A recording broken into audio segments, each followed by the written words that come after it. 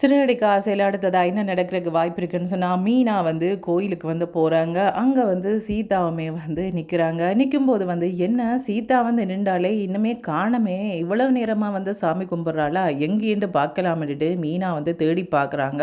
பார்க்கும்போது சீதா வந்து அழுதுட்டு ஓடியாராங்க. அக்காண்டு ஓடியாராங்க. "என்ன சீதா? சாமி கும்பிட போயிட்டு எதுக்கு இப்படி அழுதுட்டு வார? என்னாச்சு? யார் ஏசினாங்க? ஏதாவது பிரச்சனையா?"ன்ற மாரி வந்து கேட்குறாங்க.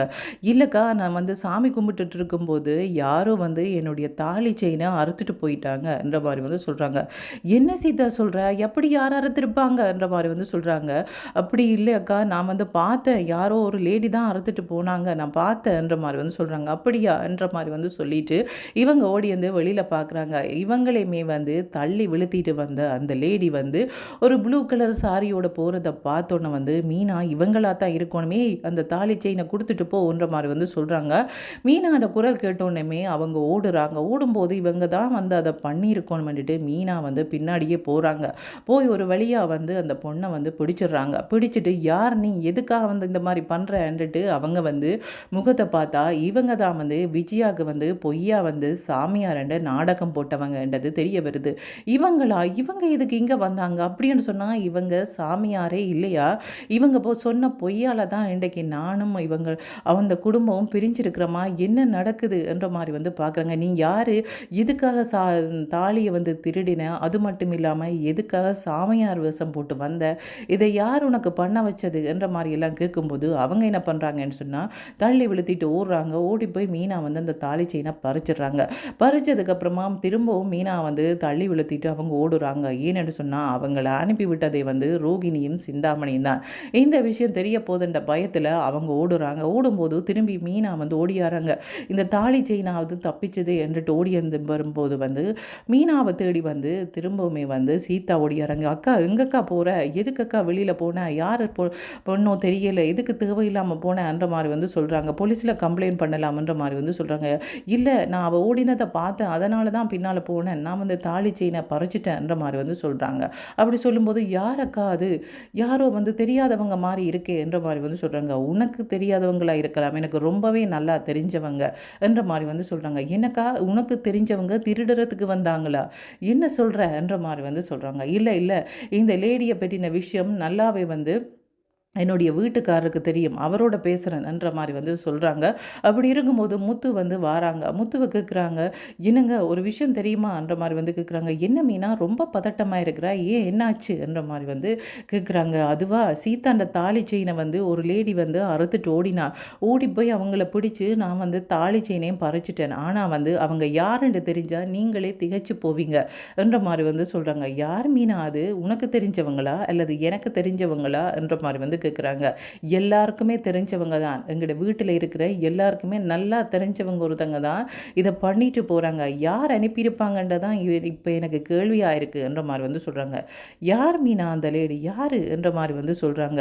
அன்னைக்கு ஒரு நாள் வந்து சாமியார் வேஷம் போட்டுட்டு வந்தாங்களே வீட்டுக்கு, அவங்கண்ட பேச்ச கேட்டு எங்கட அத்தையும் வந்து என்ன சொல்லியிருந்தாங்க, "நான் அந்த வீட்டில இருக்கிறது பெரிய தோஷம். நான் வந்து அந்த வீட்டிலேயே இருக்கக்கூடாது. இருந்தா தன்னுடைய வாழ்க்கை வந்து நாசமா போயிருமென்னுட்டு என்ன வீட்ட விட்டு அனுப்பினாங்களே, ஞாபகம் இருக்கா அந்த லேடியன்ற" மாரி வந்து கேட்குறாங்க. "ஆமா மீனா, நல்லாவே ஞாபகம் இருக்கு. ஒரு சாமியார் மாதிரி ஒருத்தவங்க வந்திருந்தாங்க. அவங்களுக்கும் இதுக்கும் என்ன சம்மந்தம்ன்ற" மாரி வந்து சொல்றாங்க. "அவங்களே தான் இந்த தாலி செயின அறுத்தது" என்ற மாரி வந்து சொல்றாங்க. அப்படின்னு சொன்னா, அவங்க சாமியாரா இருக்க வாய்ப்பே இல்ல. அவங்க வந்து ஏதோ ஒரு ஃப்ராடு வேலை பண்ணிட்டுருக்கிறாங்க. இவங்க வந்து யாரோ சொல்லி இத பண்ண வந்திருக்கிறாங்களா? அல்லது இவங்களே தான் இத பண்றாங்களா? யார் இவங்க? எதுக்காக எங்களுக்கு இப்படியெல்லாம் பண்ணணும்ன்ற மாரி வந்து சொல்றாங்க. அது வேறு ஒன்றுமில்ல. யாரோ அனுப்பி தான் வந்திருக்கிறாங்க. இந்த கதைய கேட்டு வேற அத்தை என்ன வீட்ட விட்டு அனுப்பியிருக்கிறாங்க. நானுமே வந்து சாமி கும்பிடும்போது அத்தை நல்லா இருக்கணும். நான் அந்த குடும்பத்தோட திரும்ப சேரும். எதுக்காக இப்படி ஒரு தோஷம் எனக்கு என்ற மாரி தான் நானுமே வந்து ஒவ்வொரு நாளும் வருத்தப்பட்டுட்டு இருக்கிறேன். ஆனா வந்து இப்படி ஒரு பிரச்சனை அங்க போகுதுன்ட்டு எனக்கு தெரியாது.